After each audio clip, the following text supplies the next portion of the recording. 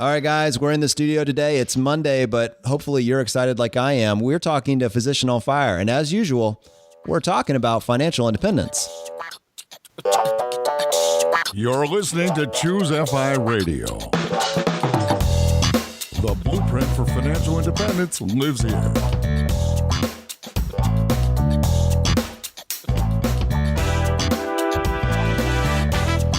If you're looking to unlock the secrets to financial independence and early retirement, you're in the right place. Stay tuned and join a community of like-minded people who are getting off the hamster wheel and taking control of their lives in the pursuit of financial independence. ChooseFI, your home for financial independence online.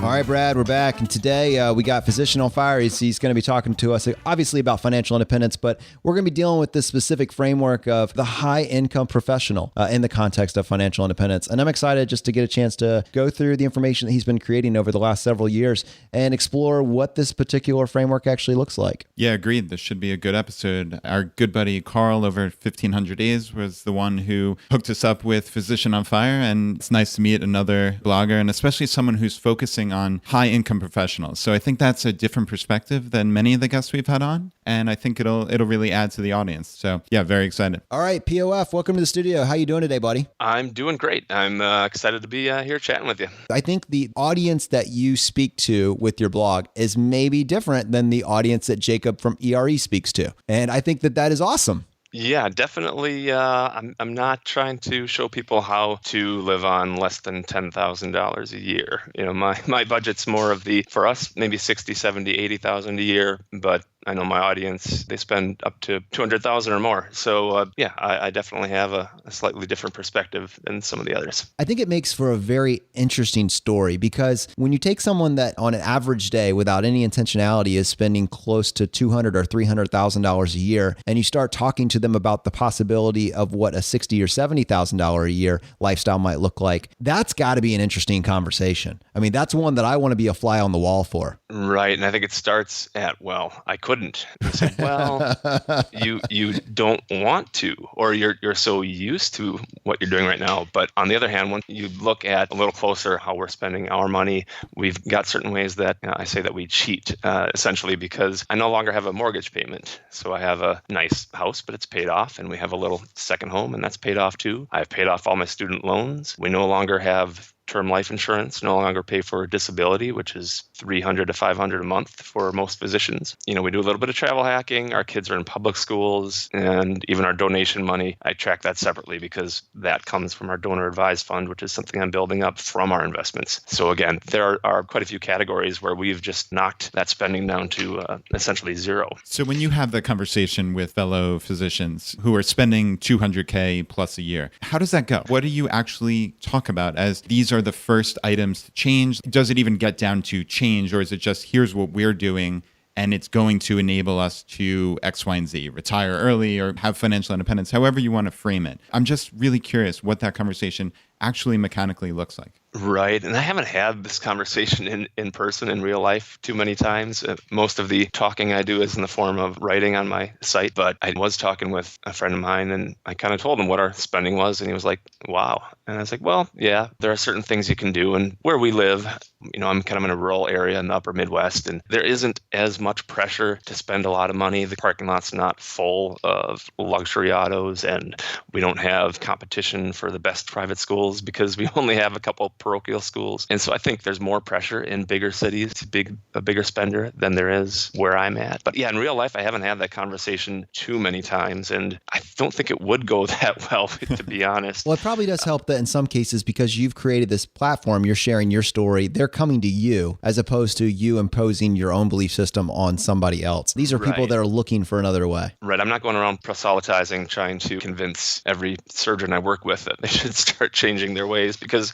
frankly, frankly, I'm a live and let live kind of guy. Like, I'll do what I want to do, and you can do what you choose to do. But if you happen to, like you said, stumble upon my site and think, oh, well, that's interesting. That's something I hadn't really considered, this whole financial independence world. I think it's such a cool picture that you get to create and that you get to talk about. I guess I have a toe in the world. I'm a pharmacist, so I understand, a little bit of y'all's framework. But in general, many of your peers or people that are coming after you are getting their first real job where they're not working for essentially minimum wage, especially when you put in all the hours they're putting in, but they're getting their first real job with, 16 plus years of training now, and they're coming out with $300,000 in student loan debt. And then they're making this incredible income potentially, but now they're in an extraordinarily high marginal tax bracket. And you have not only all the delayed gratification for the 16 years that you put in training, and now potentially you have 2 kids and you've been telling them, just hold on. I'm finally about to finish this fellowship. And now after all of that, you've finally gotten through it. The desire to just overcompensate for those last 16 years must be extraordinary. But then you're just getting penalized and crushed by the tax code. So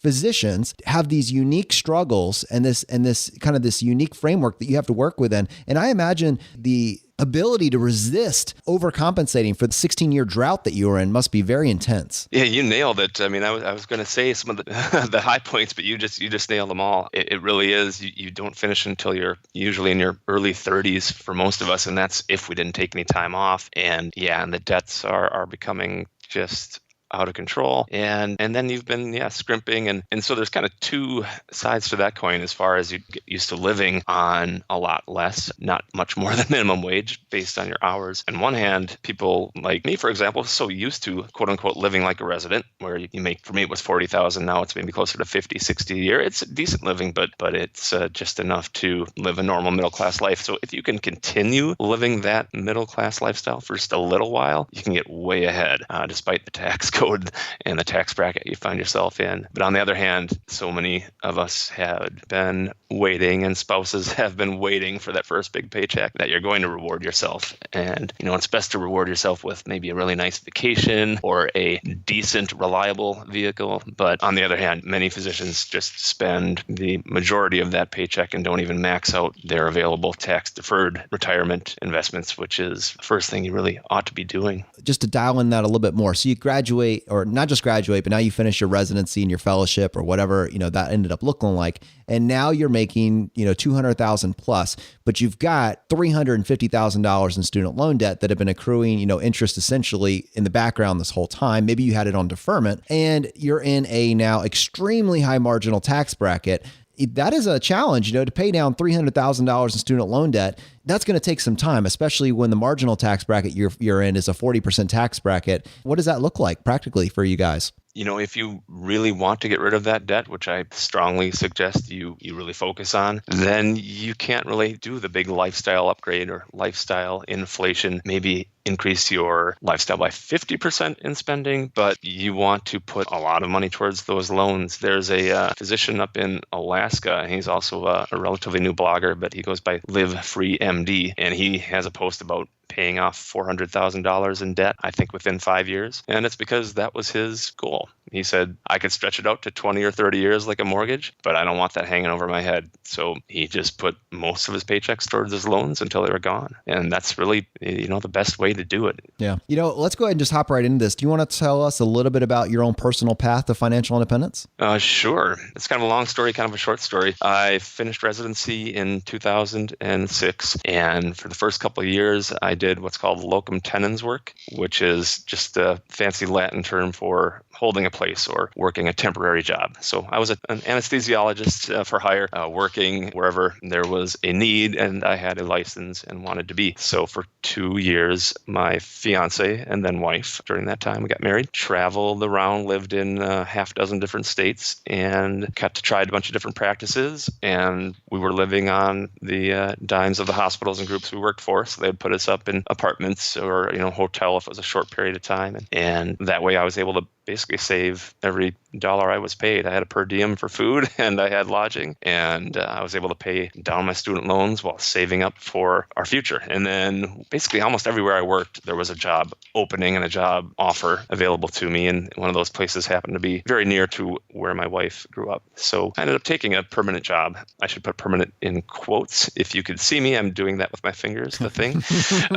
So I took a permanent job that lasted about 4 years. The hospital actually went bankrupt and shut its doors for a period of time, and I was let go during that downward spiral. But we had built a great big house on the water, 400,000 square feet, and it was our dream home, and we were going to be there for the 20 or 30 years I was planning to work. And of course, that all got blown up. So realized after that maybe we overspent on the home and did a little more locums work, and eventually ended up in another permanent job, which is the one I'm in, which is my last job. But all that time, I shouldn't say no, it's my last job. As far as I know, it'll be my last job. I plan to be here for at least another year or two, and then we'll see what happens.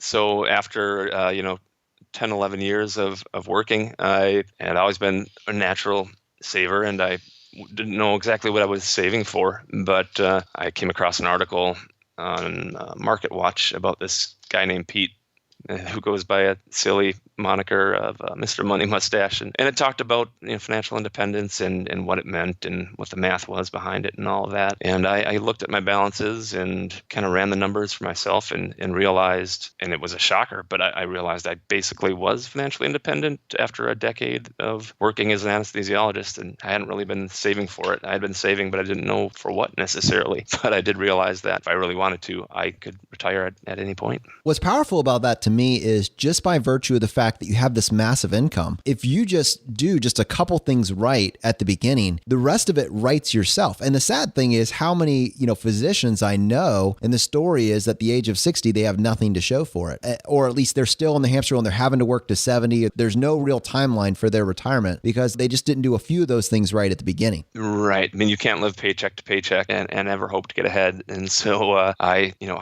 even back in medical school, I remember playing with compound interest calculators and thinking, if I set aside $8,000 a month, and then after 30 years, I'd be worth $13 million or whatever it is, and I didn't know what I would do with $13 million or anything like that. But I've also realized I don't need $13 million. That's at least $10 million more than I need, maybe 11. But yeah, I've always been interested in building wealth rather than having a whole bunch of stuff. Yeah, that's funny about the compound interest calculator, because that was one of those aha moments in my life, actually. I had a summer internship, I think in college. It was with Solomon Smith Barney, and I was doing grunt work. But one of the things, I was able to sit in front of this compound interest calculator, and it was Roth IRAs. If you put in the max, which then was only like 2,000 or 3,000, I gamed it out. If I earn X percent a year until I'm 90, and it was like $100 million, and I'm falling on the floor. It was insane.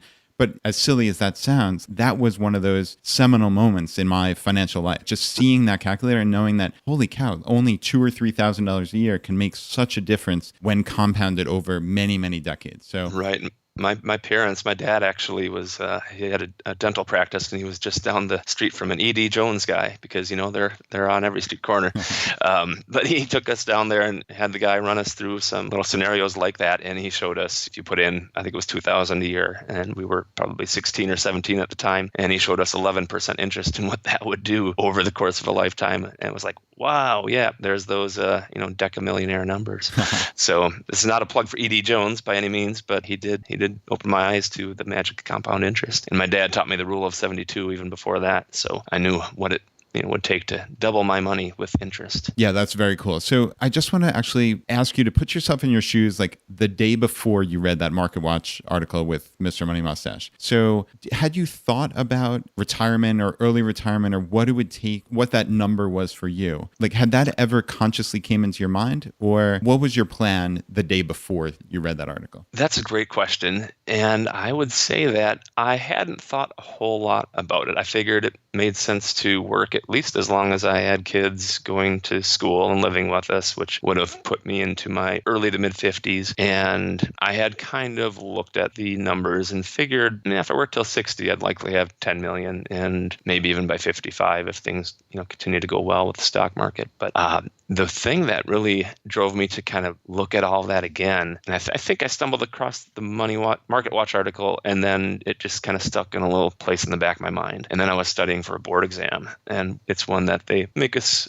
take every 10 years, or at least that was the plan back then. They've changed the rules. But I was studying for this exam, and it was just a whole bunch of minutia that I had to learn that didn't really apply to the job I do every day. And I thought, geez, I'm going to have to do this again in 10 years, like spend several months studying for this computer exam that costs $2,000 to take. And it's very frustrating. And then I thought, well, what did that Pete guy say again? What were the numbers there? I should look at that again. And that's how I found his blog and read a whole bunch of it, and then really honed in on what we had and figured out, nope, I don't have to take that test again in 10 years. I could probably get away with not taking it now, but it was all so new to me. It's taken a couple of years just to process it all. And then I started writing about it about a year after that aha moment.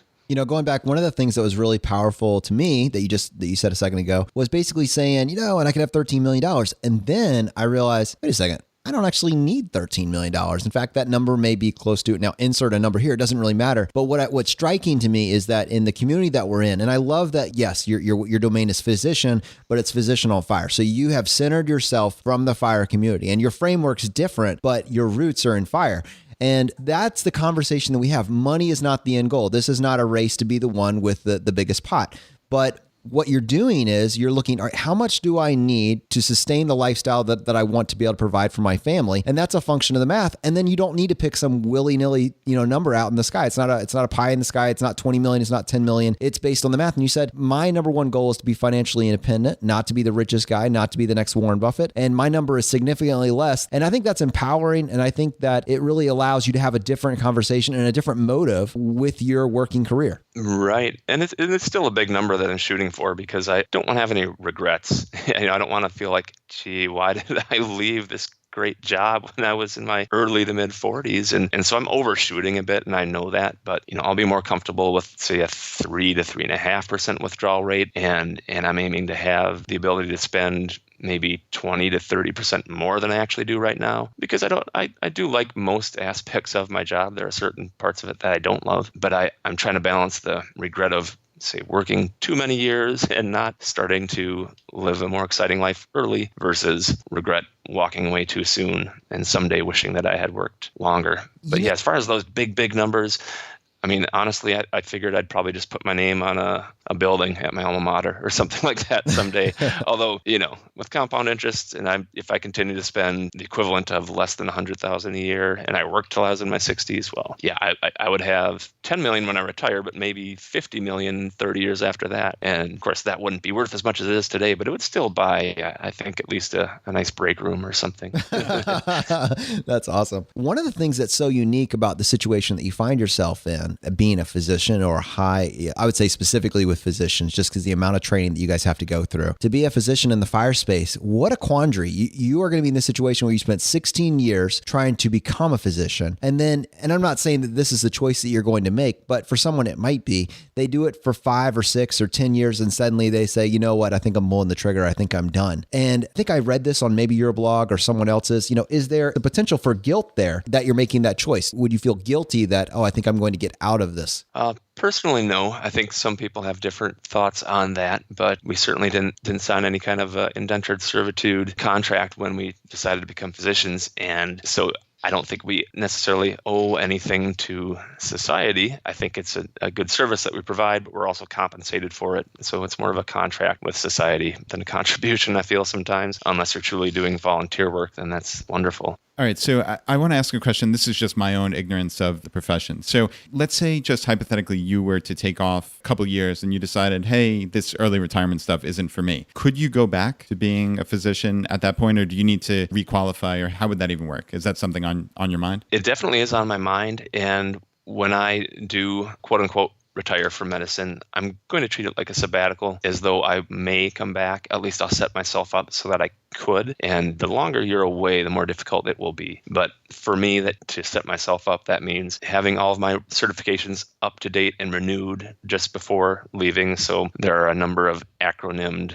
certifications that I have to have as an anesthesiologist, and that's advanced cardiac life support, basic life support, pediatric, advanced life support, etc. So I'll have all of those ready to go, and they're good for 2 years. And then I'll renew my state license, which most of them are good for 2 to 3 years. I'll probably do some basic CME, which is continuing medical education, attending conferences or doing certain online modules to get credit. So you do have to do quite a bit to keep just the paper certifications up to date. And then the other part of it is skills, and skills fade in time. And people like me, anesthesiologists, also surgeons, interventional radiologists, interventional cardiologists, we do a lot of procedures with our hands. And if you're away from medicine for too long, not doing those procedures, you're going to get rusty. And so, I think for me, that window will be closed within a year or two. And if I really wanted to come back after 5 or 8 years, something like that, it's possible, but it would definitely require some remediation. And I would probably need to work with a residency program and do some sort of maybe a 1 year or a 6-month remedial training just to make sure that I have the skills. And then it's going to be up to your employer, the place that might hire you, whether they find that's adequate or not. So one of the things we talk about with FI in general is kind of taking the control back from someone else, right? So your employer or whoever it is, things you don't like to do. And one thing you mentioned a few minutes ago really struck me, where you said there are many aspects of your job that you really genuinely enjoy. Are there any, is there any capability to just do those aspects? And as Jim Collins would say, when you have FU money, you can say FU to the aspects that you don't like. I mean, is that conceivable in the medical profession? Like, is that something that you've thought of, or is it you really just want to just say, okay, I'm really retired? There are definitely ways that you can make your life better as a physician, and it depends on the specialty. For me, I think the number one thing I could do would be to not work overnight call and not carry a pager for 72 or 96 hours at a time, which I do quite frequently. And so there are outpatient surgical centers where you can work only there. Of course, you take a good pay cut to do it. But again, if you don't need the money, that's one great way to make your life better. If you're a surgeon and you only like doing certain procedures, well, you may be able to find a position where you're only doing the procedures that you want to be doing. In anesthesia specifically, for me, you don't have as much autonomy. You kind of need to be where you're needed. And so when a woman is going to have a baby, it's a wonderful thing, but she needs her epidural at 2 a.m. So that's where you need to be. And when the surgeon's ready to do a case, whether it's scheduled or emergency, well, you need to be there when he's ready to cut. So I don't have as much autonomy as some other physicians to design the exact kind of practice that I might want, but I can do certain things, and I'm going to go part-time this fall, so I'll be working 40% less, and I think that'll be a nice balance and a nice transition into perhaps working 0% time. What's interesting about being in such a high marginal tax bracket is just because you're working 40% less does not mean that you're making 40% less. Absolutely, yeah, and I wrote a post not long ago called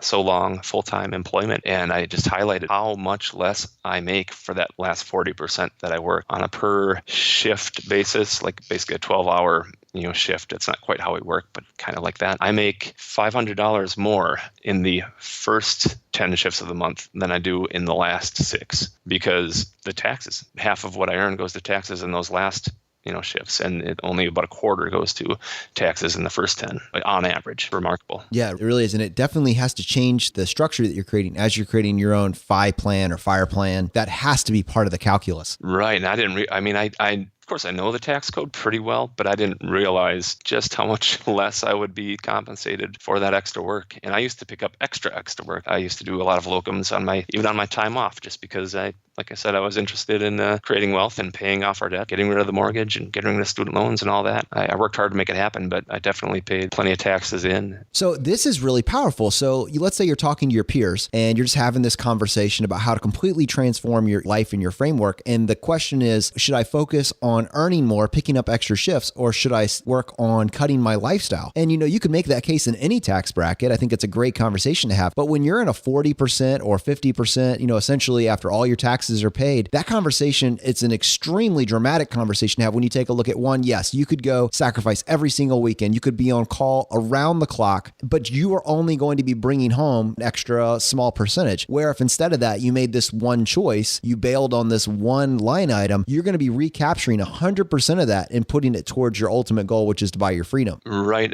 A dollar saved is $2 earned when you're at the 50%, marginal tax bracket, which can happen in high tax states. So absolutely focus on the big things, the home, the cars, even vacations. And we take lots of vacations. And our most recent one was to Paris and Iceland, Reykjavik with our kids. But we went there because we found a good deal on a flight. It was $400 round trip each. And so, yeah, you could spend 15, 20 grand on a family vacation to Europe, but we spent less than $5. So speaking of family, talk us through what does your wife think about this FI plan or FI in general? And what, if anything, do your friends and family think? If you've spoken to them about it, or do you mention the blog to anybody? Just give us some background on all this information, like in your real life, how FI impacts your relationships. Of course. Yeah, my wife is definitely on board. I think that she is excited. And I recorded a different podcast recently with the White Coat Investor, and he asked, doesn't your spouse deserve a really great lifestyle? And I said, well, yes, and she'll have one, but she deserves my time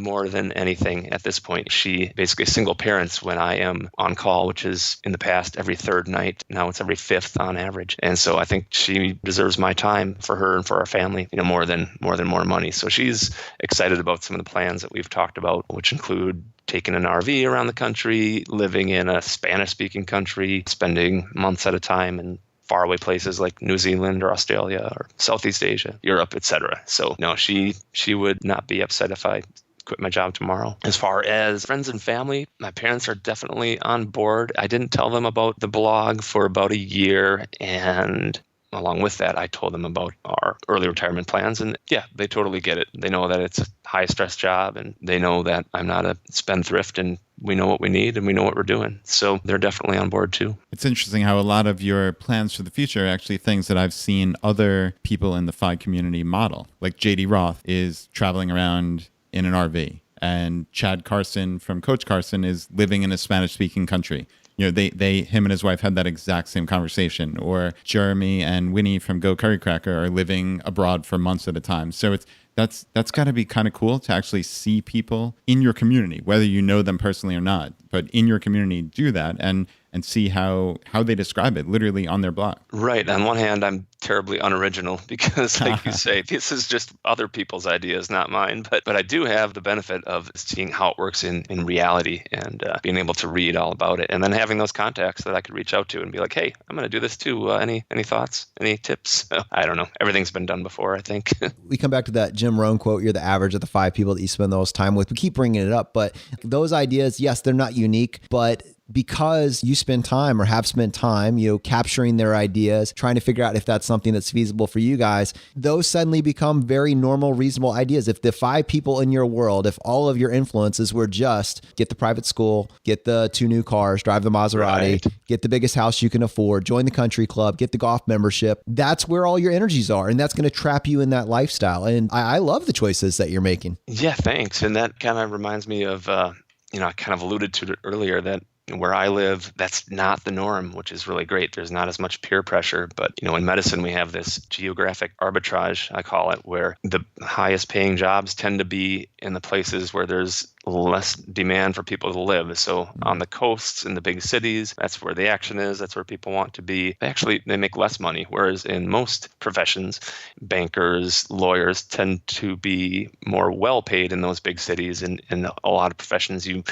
have to live in maybe 6 or 10 different places if you really want the best jobs. Whereas in medicine, if you live in a small town in the heartland, you're probably going to not only make more money, but also spend a whole lot less and have very little pressure because you can be a big fish in a small pond on a very modest lifestyle. Yeah, so that's actually a perfect segue for what I wanted to talk about next, which is strategies for high earners. And what do you suggest for people who are pursuing FI? Like, are there specific hacks or strategies that you recommend for other high-income earners? Well, we've certainly talked quite a bit about our marginal tax bracket being high. So you want to do everything you can to lower your taxable income. And so I recommend filling up every tax deferred bucket that you can. Even if you have a Roth option, it may not make the most sense when you're paying 40% or more on every last dollar you earn. So for me, that means maxing out a 401k, a 457b, and an HSA every year. If you're in a self-employed situation, you may have a solo 401k or maybe a SEP IRA. There are other avenues where you can still put away about $50,000 or more per year tax deductible. After that, I think a taxable account is also, it's a bad name, but it's a great account. If you keep your funds in it in low dividend funds, it actually can act fairly similar to a Roth, particularly if you retire without a ton of income in those retirement years. You can take money out of that without paying taxes as long as you stay in that lower 15% tax bracket. Now, that all depends on how our tax code changes over the years, but I'm planning on paying very little in taxes once I'm done. Great. That's a great summary. In fact, we've actually covered a lot of those topics one by one, and I think you just pieced it together, in I think a pretty easy to understand way. So one of the things that I know a lot of high income earners look at, in fact, there's some concerns that maybe down the road it may not be there, is the backdoor Roth. Do you want to unpack that idea for us? Sure. I've been doing the quote-unquote backdoor Roth for 4 or 5 years. And what that is a way to get some money into a Roth IRA for people that earn too much to be eligible to contribute directly. And for couples that are married filed jointly, I believe the cutoff is about $180,000 or $190,000. And so once you're above that MAGI, I think it is, then you have to look at a non-traditional way of doing it, which is by making a non-deductible contribution to an IRA and then subsequently converting that to Roth IRA. So you accomplish the same thing as a direct Roth IRA contribution, which you're not allowed to do, but by doing it in 2 steps. And so that's why they call it the backdoor. And as you mentioned, that could go away at any time. So I always take advantage of that right away in January every year. And you can do it for yourself and you can do it for your spouse, even if your spouse doesn't earn an income, because you can just sort of spousal IRA. And so how much money are you able to then get rolled over into it? So each year it's $5,500 each, so $11,000. And it'll be Roth money, and it's really in lieu of additional taxable investing. So basically, I'm replacing $11,000 that would have gone into my taxable accounts for the year and making it Roth money instead. That $5,500 each year that ultimately ends up in the Roth, does that count as a contribution to the Roth? Like, does it have the same character as a traditional contribution where you can pull it out tax and penalty free at any time if you so choose? It's a conversion. So I believe those need to be seasoned for 5 years. Okay. So okay. That would be kind of the Roth ladder idea. Now, one of the things that I see you talk about on your blog, and I like it, is that you discuss the implications of financial freedom versus financial independence. Specifically, there's some margin between those two. Would you like to talk to our audience for a little bit about that? Sure. Yeah. And I think those terms are used interchangeably quite a bit. But for me, I kind of focused in on financial independence. It's 25 years of expenses. That is the definition. And freedom to me sounds like you have more, you have more freedom to do the things you might want to do. And so I kind of took it and looked at our annual spending, which was about $70,000. And I looked and I figured about $40,000 was our core expenses, and $30,000 of it was money that we choose to spend, that we're doing fun things with or optional things with. It's not food, shelter, utilities, etc. And so I said, well, if we took that $30,000 and doubled it, which would be really big lifestyle inflation. It would be more trips to Europe and Australia and opting for the steak every time you go to dinner, that sort of thing. It would be a really big upgrade. But I guess that's how I would look at financial freedom. You need to be a little bit careful with the whole hedonic treadmill concept. But for me, I looked at our $70,000 annual budget as financial independence. And when you double the $30,000 discretionary, you get $60,000, and that would be $100,000. And I took 25 times that to be our financial freedom number. And it ended up being about, I think, 36 times our annual spending as opposed to 25. But yeah, I think the concept, and for me, I'm just trying to kind of figure out when is the best time to retire. Like, I don't want to retire and just say, okay, we've locked in this lifestyle. This is where we're going to be, unless we get lucky in the market. Right. As long as I enjoy my job, and I'm awfully young, in the terms of physician. I've only been doing this it's 11 years now. I can give it a couple more years and buy us a little more freedom to make the choices that we might not be making now. Maybe we don't want to be as frugal when we're 45 or 50, or maybe our kids eat 5 times as much when they're teenagers, which I hear they tend to do. Yeah, it's coming your way, man. There's a couple of things that really stand out to me there. One, I think so many people say, well, this isn't what my life costs, but don't put the necessary effort in to determine what are their core expenses and how much of that, I like the word fluff. Fluff can be whatever you want. You make the value choice for it, but it's important just to track it and know how much is core, how much is to keep the lights on to make sure my family can survive. And then how much of that is fluff. Mm-hmm. Yep. And yeah, we have quite a bit of fluff already, but I don't know. We might want to add some, and I want to make sure that we have the money there to do it if we choose to. And if not, that's great. That's more money for charity or whatnot down the line. The other thing that strikes me is just how far that goes. I mean, you guys don't have a mortgage. You don't have a car payments. You don't have any debt. So, and I'm contrasting this with a person that makes $100,000 a year, but they have all of that. They can afford the payments, but there's nothing left. There's nothing left, and they're going to be on that hamster wheel for life. So your core expenses, you could bring that back if you wanted to, if you really absolutely had to, but your core expenses are one level, and then you could have 60 grand in discretionary spending, which takes you up to 100. But because that essentially for a joint filing couple, that's the end of the 15% marginal tax bracket. If you have $100,000 a year, that's what we're going to live on, and you have no debt, nothing. You are going to live like the billionaires of yesteryear, and you get to make the choice to do whatever you want, but it just gives you so much freedom with the tax code. Right. Yeah. There's a huge difference between, salary and spending.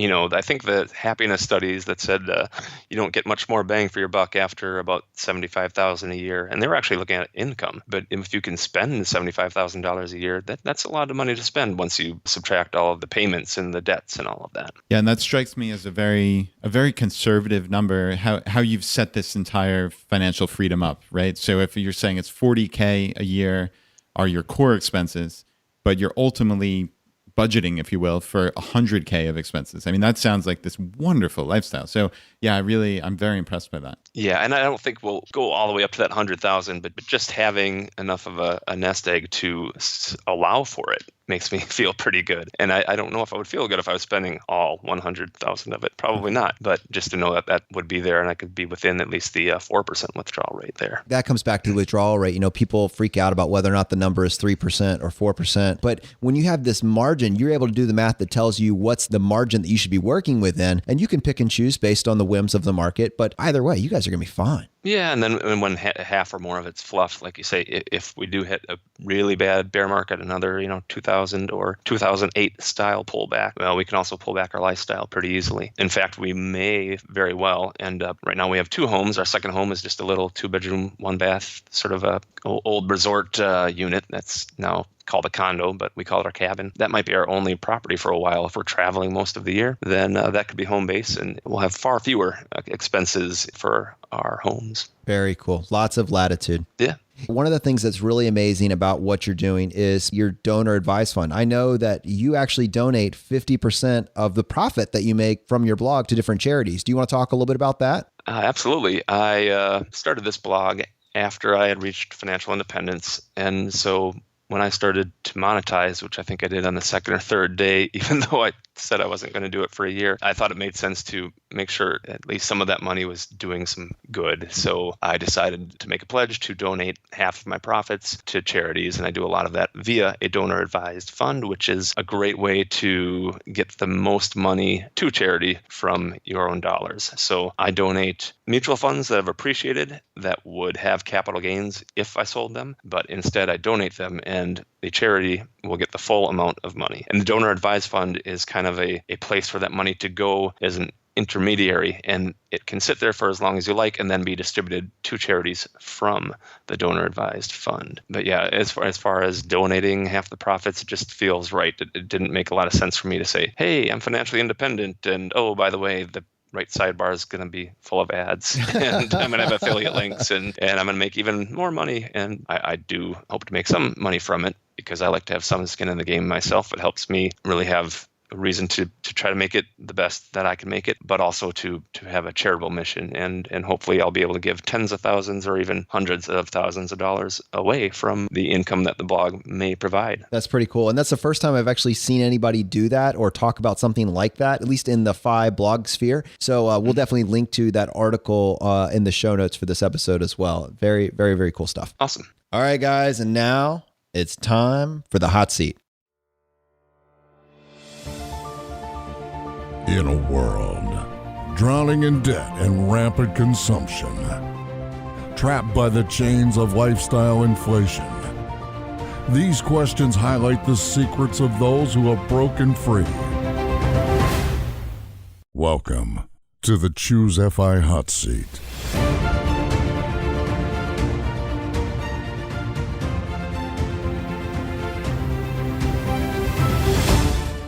It's the hot seat. Yeah, that's right. I feel it. I'm in a chair on fire, physician on fire, and a chair on fire. Nice. Yeah, let's do it. All right. Question number 1, your favorite blog that's not your own. I am going to go with, and I have already mentioned earlier in our talk, a couple that I really like, which are Mr. Money Mustache and the White Coat Investor. But I'm going to go with 1500days.com. Every time I read his posts, I laugh. And there's also usually a little bit of a deep thought in there somewhere, hidden amongst the fart jokes and dinosaurs that I was just going to say 1500 adores. a little piece of me is honestly jealous of the dinosaur toys that he still has. Those are some seriously cool dinosaurs. Mm-hmm, indeed. Question number 2, your favorite article of all time. Now, this can be one that you wrote, or you could point toward one that somebody else wrote, either way. Okay. Yeah, I know you're going to link to a bunch of my stuff, so I'm not worried about that. All time would probably be the Market Watch article about Mr. Money Mustache, which was entitled How to Retire Early, 35 Years Early. But more recently, one I really liked came from Justin at rootofgood.com, and he wrote an article entitled Living a $100,000 Lifestyle on $40,000 per year, which really speaks to how good your lifestyle can be once you eliminate so many of the typical expenses that people have, which include income taxes and mortgage payments and student loan payments and all of those other things. Add in a little travel hacking, and you can live really quite well on a modest income. For him, it's 40,000. For me, it's closer to 60 or 70. Yeah, that's really cool. And one other item that usually doesn't even get factored in is savings, right? So if you were making $100,000 a year, obviously to get to FI, you're not only paying income taxes, but you're saving a significant amount of that money. So whereas, I always get caught up with the retirement calculators you'll see on fidelity.com or something like that. And they just look at your current income. But that's just right. That's such an odd way of looking at it, because savings, by definition, to get to retirement at some point in the future, you have to be saving currently. And they never even look at that. They don't look at taxes. Like you mentioned, then obviously you're not going to have a mortgage. You're not going to have all these other things. It's such a silly, reverse way of looking at retirement. And I think people in the FI community have really hit it on the head of it's all about the expenses. Right. And the assumption in those calculators is that you're spending most of your income. And sadly, that calculator does work for better than 90% of the population, because we are, for the most part, living paycheck to paycheck. And the savings rate nationally is about 5%, which, as you know, having looked at the math, that's not going to get you to FI before you're eligible for Social Security. So yeah, and sadly, that does work for most people, but it makes no sense for anyone who's saving more than even 10 or 15% of their income. Yeah, that's great insight. All right, number 3, your favorite life hack. I mentioned this earlier, and it's somewhat specific to my field, but geographic arbitrage. So I live in the upper Midwest in a fairly small town, and I'm compensated well. Make a bit more than the average for my specialty even. And the cost of living is much, much lower than it would be living on the coast, living in a big city. So if I lived in a low tax state, which I have before, that would be even bigger arbitrage. But you can save an extra, many tens of $1,000s a year, even hundreds of thousands, or 100,000 maybe, for a physician living in the heartland versus living in San Francisco or New York. Wow. All right. Question number 4, your biggest financial mistake. Again, I think I mentioned this earlier, but we built our dream home back when I landed my first quote-unquote permanent job and thought we'd be there forever. It's really only a mistake in hindsight, but when we did sell the place after having tried to rent it out a couple different ways for several years, we ended up taking a loss of about $200,000 plus realtor fees. So that was a pretty big hit. Yeah, that hurts. It hurts. Sounds like you guys have bounced back from it, though. Yeah, I think we have. All right, the advice you would give your younger self. I wouldn't have bought that house. And I was going to say something along the lines of discover financial independence early on. But actually, I almost feel bad for some of the physicians who maybe have found a site like mine or many of the other fire blogs early on, because it's tough if you decide you're going to make that your goal. And then for 10, 15 years, that's what you're focused on. I feel really fortunate kind of have stumbled into it. And now I think it's better to know about it and save diligently than to live paycheck to paycheck for 20 years and then realize, oh, I shouldn't have done that. But at the same time, I don't know if I would tell myself, because I made the right decisions along the way anyway. If possible, and I don't know if you have more to add to that, but I think it's worth highlighting just for a second. I'm just thinking that people do stumble onto your site, and they do stumble onto our podcast, and they're in medical school or some, medical profession, and they're on this path.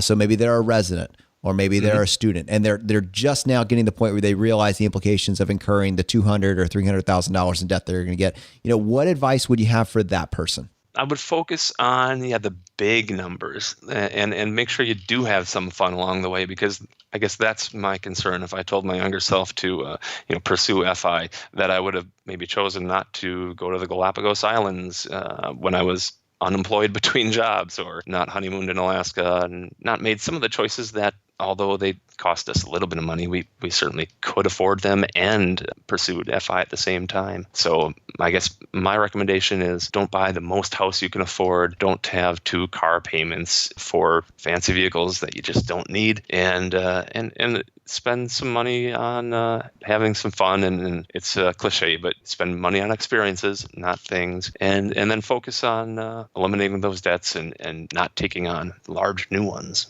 Cool. I think that's good stuff. All right. We got a bonus question for you. Your favorite purchase made on Amazon.com last year, or if not Amazon, your favorite purchase in general? Amazon. So I looked through my orders here recently, and that was eye-opening. We've purchased a lot of Legos over the last year. Not only for our boys, but of course they go to a birthday party about once a month. And so it took me a while to actually page through and find just what I wanted to choose here. But I bought the Amazon Tap, which is the push-button activated portable Bluetooth speaker that hooks up to the internet. And it does a lot of other fun things too. It's a smaller version of the Echo, which my parents have. And I bought that on Black Friday when it was down to $89.99 from the normal $129. So that was my favorite purchase. And although there are times when I kind of wish it had the voice activated feature, my parents have it, like I said. And when my kids are there, they just yell at it all day long. They say, Alexa, tell me a joke. Alexa, do this. Alexa, do that. And it gets to be obnoxious. So the fact that you have to actually push the button before you talk to it is actually a good feature, in my opinion. That's cool. So the main difference between the Echo and the Tap is just literally that you have to tap this thing? Yeah. Rather than saying Alexa to get its attention, you tap it. Got it. Yep. Got it. That's the only difference. Well, that's the main difference. But also the Tap is portable, so you can take it with you outside or into the garage, or you don't have to plug it in. It's got a battery. We are so far past Big Brother now. Like, it's not even funny. Like, I was just watching, what was that movie with Will Smith back in the day? Enemy of the State, right? And I think they had like a couple cameras somewhere else compared to now, man. So I would probably get it too, but it is funny. This has been great. I think a lot of our audience is going to find this useful. I think that you speak to a very specific bracket. I think everybody can relate to your message, but there are definitely high income earners that are interested in how they can optimize their finances. And I think you're doing a great job modeling it for them. Thank you. Yeah, you're welcome. So how can people connect with you? Well, the easiest way is just to visit my website, which is physicianonfire.com. It's PHYSICIAN on fire. The only reason I spell it is because I do see every day the different searches that come to my site, and there are about 4 or 5 different misspellings or typo versions of physician. And so the website's the best way. Also, I'm pretty active on Twitter, and my handle is just @physicianonfire. So that's probably the best 2 ways. And I've got an email subscription you can sign up, and that's really easy to do from the website as well.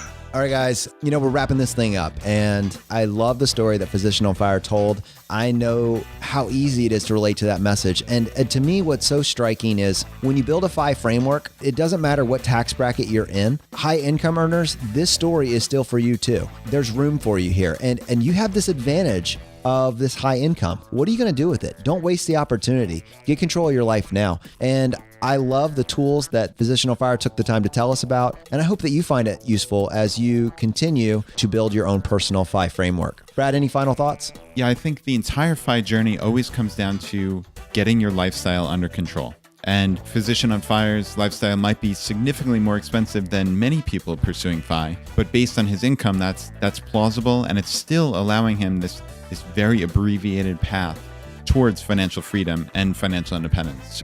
Friends, the fire is spreading, and we'll see you next week as we continue to go down the road less traveled. You've been listening to ChooseFI Radio Podcast, where we help middle-class America build wealth, one life hack at a time.